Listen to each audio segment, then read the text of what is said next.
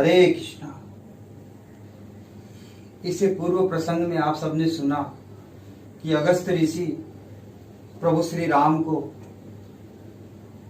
पंचवटी में डेरा डालने के लिए कहते हैं, क्योंकि वे जानते हैं कि पंचवटी सबसे ज्यादा असुरों के ताप से प्रताड़ित है और वहां के साधु संत सब के सब बहुत ज्यादा अत्यधिक ही परेशान है। प्रभु श्री राम भी अगस्त ऋषि के वचनों को सिरोधार करते हुए, उनके तात्पर्य को समझते हुए उनकी आज्ञा का अनुसरण करते हैं और पंचवटी तीर्थ को आते हैं। पंचवटी तीर्थ में जब प्रभु श्री राम का आगमन होता है तो उस स्थल को देख करके प्रभु श्री राम अति मोहित हो जाते हैं, क्योंकि वह स्थल सच में इतनी लुभावनी रहती है।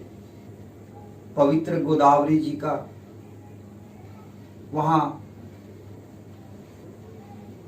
उद्गम स्थल है। सुंदर सुंदर पहाड़, उन पहाड़ों पर सुंदर सुंदर वृक्ष, लताएं, चारों तरफ हरियाली। यह दृश्य अपने आप में मोहिनी और आकर्षण पैदा करने वाला था।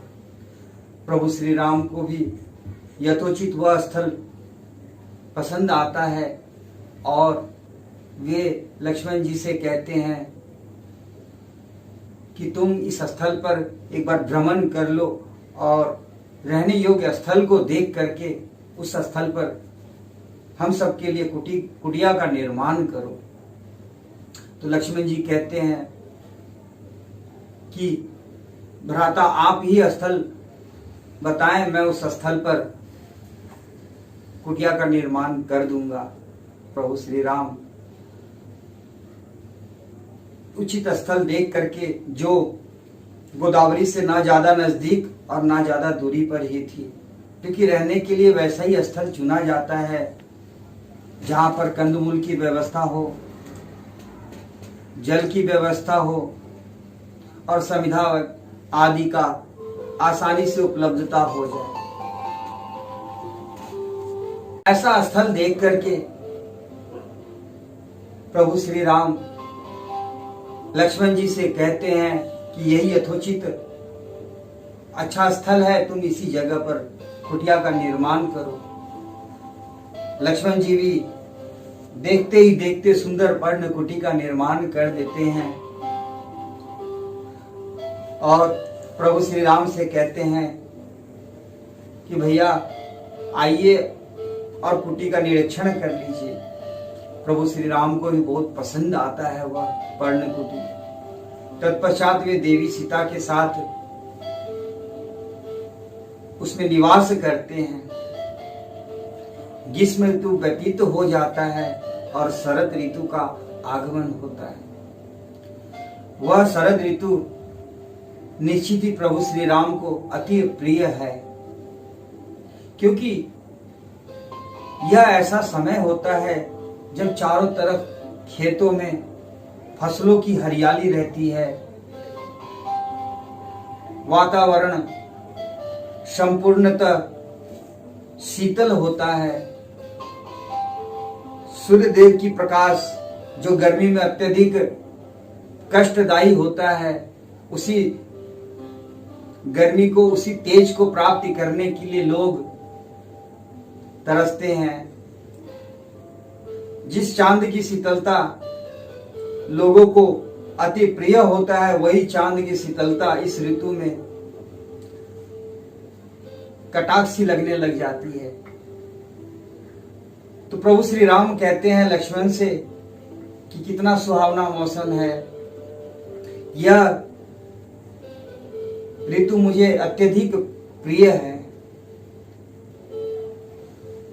तभी देवी सीता प्रभु श्री राम से कहती हैं कि ऐसे शरद ऋतु में लोग घर में भी ठीक से नहीं रह पाते हैं। ऐसे समय में आपके भाई श्री भरत जी देखिए आपके अनुसार ही जीवन व्यतीत कर रहे हैं। आज वे भूमि पर सोते होंगे, कैसे सुबह की बेला में सरयू नदी में स्नान करते होंगे, कितना कष्ट में जीवन काट रहे हैं वो। तो लक्ष्मण जी कहते हैं कि क्या परी थी कैकेयी देवी को, जो उन्होंने भ्राता प्रभु श्री राम को वन में भेज दिया। निश्चित ही वे सही कार्य नहीं करी हैं। तब श्री राम कहते हैं कि लक्ष्मण, इस तरह की अप्रिय बातें ना करो, क्योंकि हो सकता है उनके इस वार्ताओं में ही हमारी कीर्ति छुपी हो, इसलिए निश्चित ही इसे तुम अच्छा मानो। एक दिन की बात है, प्रभु श्री राम लक्ष्मण जी के साथ ब्रह्म मुहूर्त में पवित्र गोदावरी जी में स्नान करने जाते हैं। साथ में देवी सीता भी जाती हैं। वे सब पवित्र गोदावरी में स्नान कर लौटते हैं अपने कुटिया में। प्रभु श्री राम संध्या आदि करके, अग्निहोत्री करके वे भी लौटते हैं जब पर्णकुटी में, तभी वहां पर एक असुरी स्त्री का आगमन हो जाता है। वह देखने में विशाल काय रहती है, पर्वताकार उसके पेट रहते हैं, हाथी के सूंड के समान भुजाएं रहती है, देखने में बहुत ही कुरूप और मलिन रहती है वो। उसकी आंखें रक्त लाल के समान अभद्र दिखती रहती है। वह जब प्रभु श्री राम के कुटिया में पहुंचती है तो प्रभु श्री राम को देख करके उसके मन में काम वासना जागृत हो जाती है और वह असुरी प्रभु श्री राम के समक्ष पहुंच करके अपना परिचय देती है, कहती है कि मैं विसर्वा पुत्री सूर्पनखा हूं। आपने मेरे भ्राता रावण का नाम तो सुना ही होगा। मेरे 3 भाई हैं। प्रथम रावण जो दिग्विजयी है, तीनों लोक का विजेता है, परम वीर और परम विद्वान है। दूसरा मझला भाई जो 6 महीना निद्रा लेता है और 6 महीना तक जागता है, वह सदैव असुरों के हित के हेतु कार्य करता है। और तीसरा भाई जिसका नाम विभीषण, वह थोड़ा हट करके है, क्योंकि वह कुछ ज्यादा ही आचार विचार वाला है। वह कभी भी हम असुरों के कार्य से प्रसन्नचित्त नहीं रहता है। हे वनवासी पुरुष, देखने में तो तुम राजकुमारों जैसे भान होते हो, किंतु भेष बनाए हो सन्यासियों जैसी, किंतु बहुत ही आकर्षित हो तुम। मैं चाहती हूं कि तुम मेरे वर बन जाओ, मेरे पति बन जाओ, मुझसे विवाह कर लो। निश्चित ही इस दांडक वर्ण के अधिपति तुम्हें बना दूंगी मैं। और तुम्हारे साथ जो ये 2 एक स्त्री और पुरुष हैं, इन सबको अपना ग्रास बना करके आनंदित हो जाऊंगी। तो प्रभु श्री राम अपना परिचय देते हुए कहते हैं कि मैं दशरथ नंदन राम हूं। यह जो स्त्री है यह मेरी भार्या है, मेरी पत्नी है, और जो मेरे साथ में यह पुरुष है यह मेरा अनुज यानी मेरा छोटा भाई है, इसका नाम लक्ष्मण है। तो मेरी जो पत्नी है वह मुझे अत्यधिक स्नेह करती है और मैं भी उससे अत्यधिक स्नेह करता हूं। इस हेतु मैं तुम्हें तो अपना नहीं सकता हूं। एक काम करो, तुम अगर चाहो तो मेरे भाई लक्ष्मण को, जो निश्चित यहां अकेला है, उससे विवाह कर लो, वह तुम्हें जरूर स्वीकार लेगा। मोहवश काम वासना से ग्रसित शूर्पणखा समझ नहीं पाती है प्रभु श्री राम के वचन को, और वो लक्ष्मण जी के पास जाती है और लक्ष्मण से कहती हैं कि मैं विसर्वा कन्या शूर्पणखा हूं।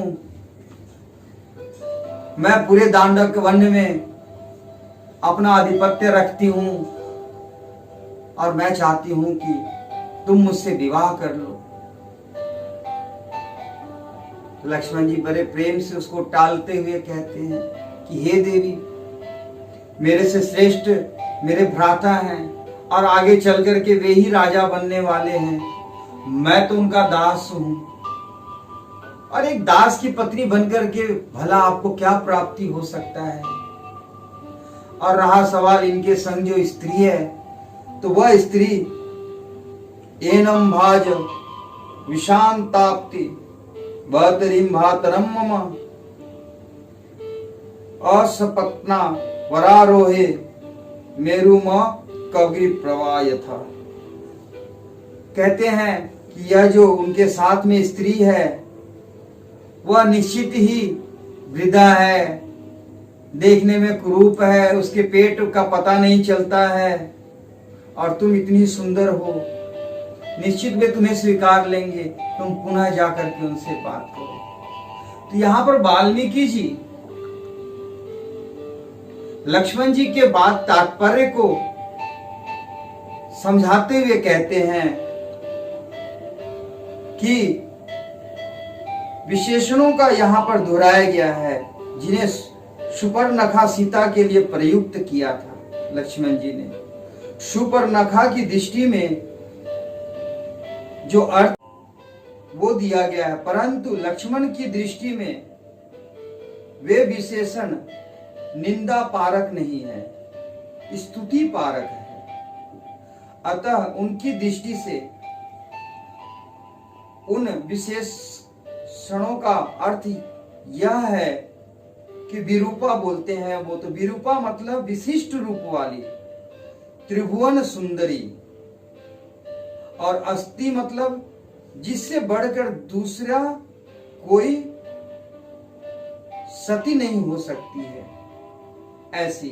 और कराला का तात्पर्य शरीर की गठन के अनुसार ऊंचे नीचे अंगों वाली, और तीर्णोदर मतलब निम्न उदर अथवा क्षीण कटे प्रदेश वाली, और वृद्धा का तात्पर्य है ज्ञान में बढ़ी बढ़ी, अर्थात उन्हें छोड़कर उन विशेषणों वाली सीता को ही वे ग्रहण करें।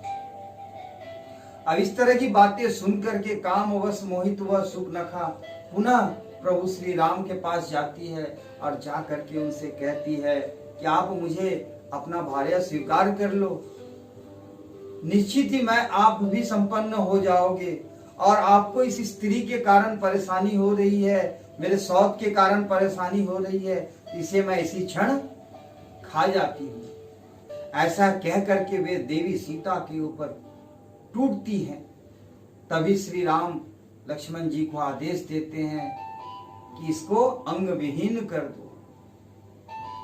लक्ष्मण जी भी बिना एक क्षण की देरी किए हुए सीधा मयान से अपनी तलवार निकालते हैं और उस शूर्पणखा की नाक और कान को काट देते हैं।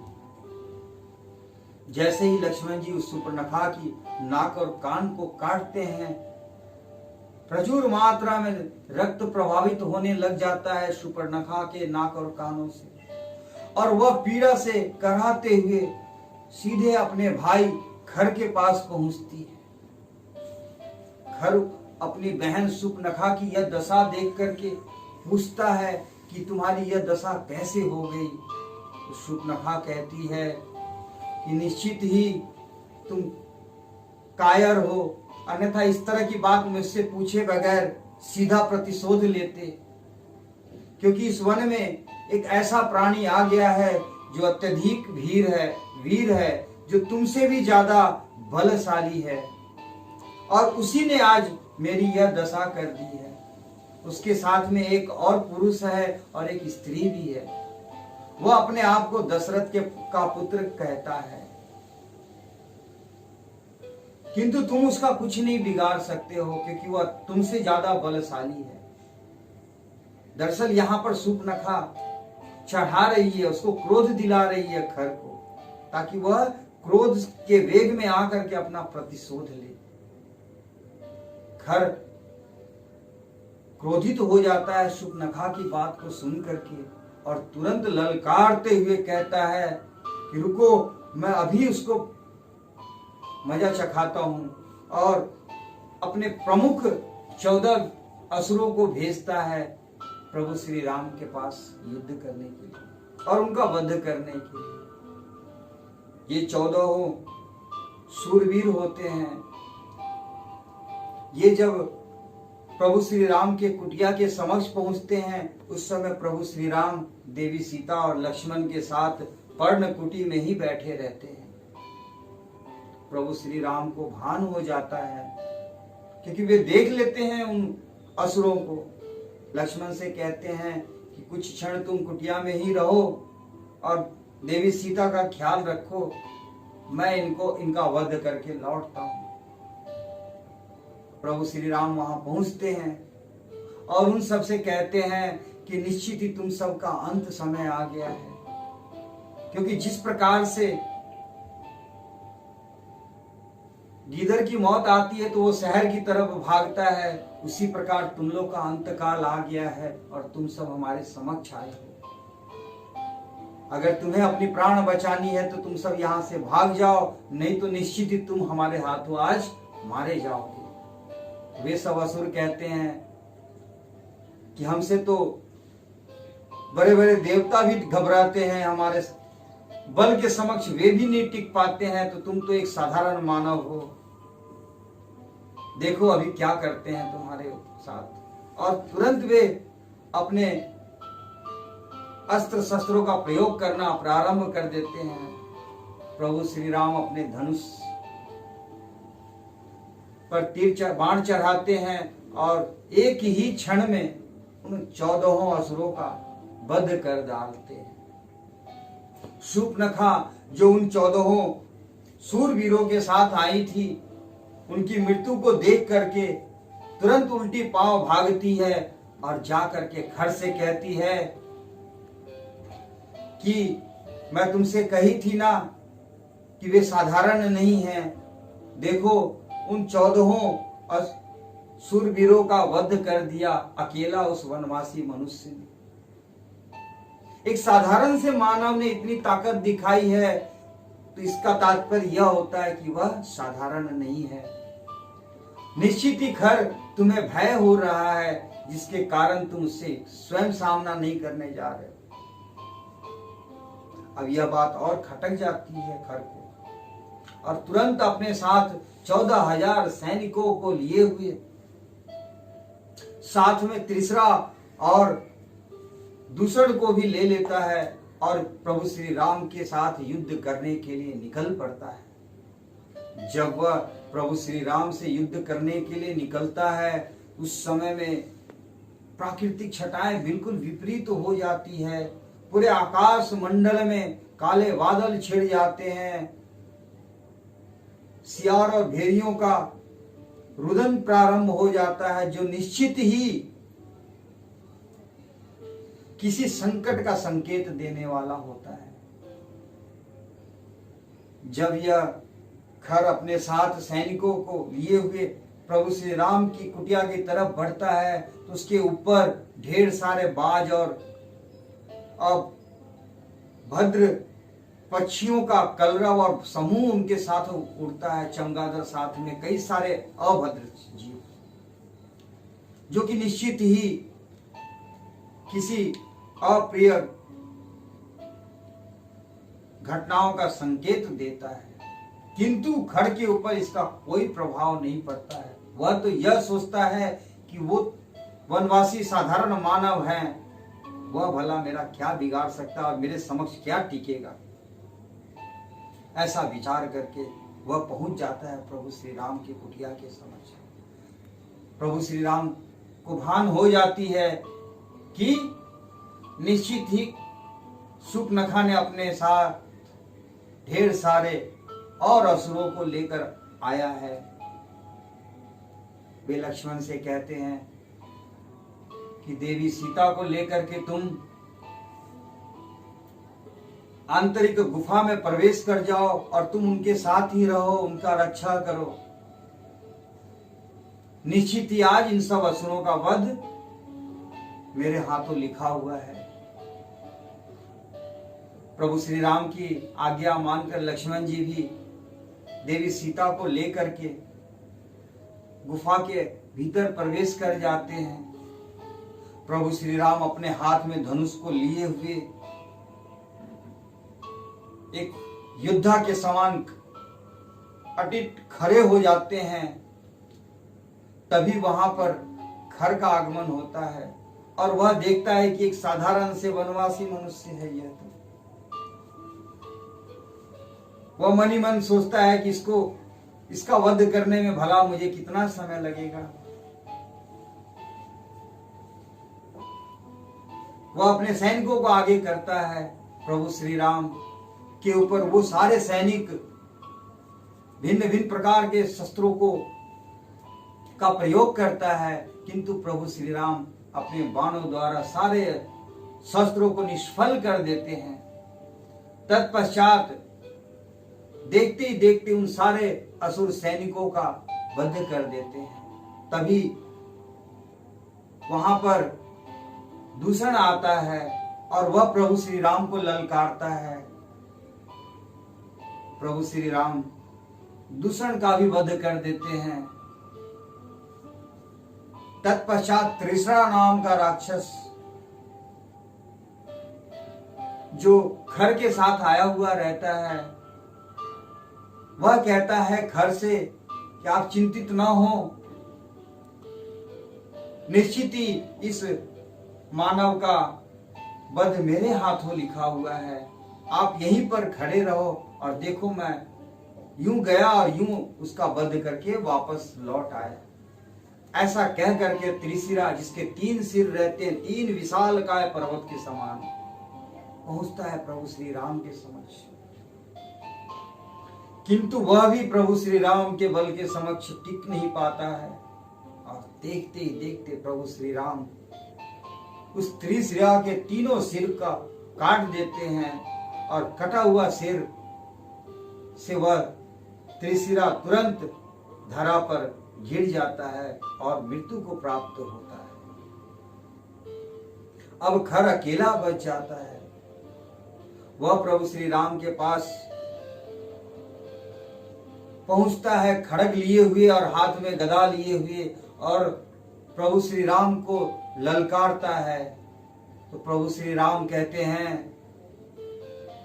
कि खर, तुम्हें अभी भी भान नहीं हुआ कि जिन विशालकाय सैनिकों के बल पर तुम इतने उत्साहित हो रहे थे, क्षण भर में ही उन सब का मैं वध कर दिया, फिर भी तुम मेरे बल से परिचित ना हो सके।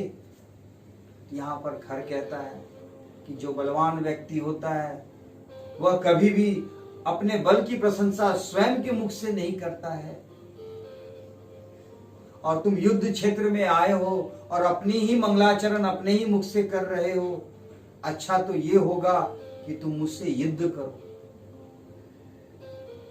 प्रभु श्री राम कहते हैं कि ठीक है, तुम्हारी यही इच्छा है, तो इस इच्छा की भी पूर्ति करता हूं मैं।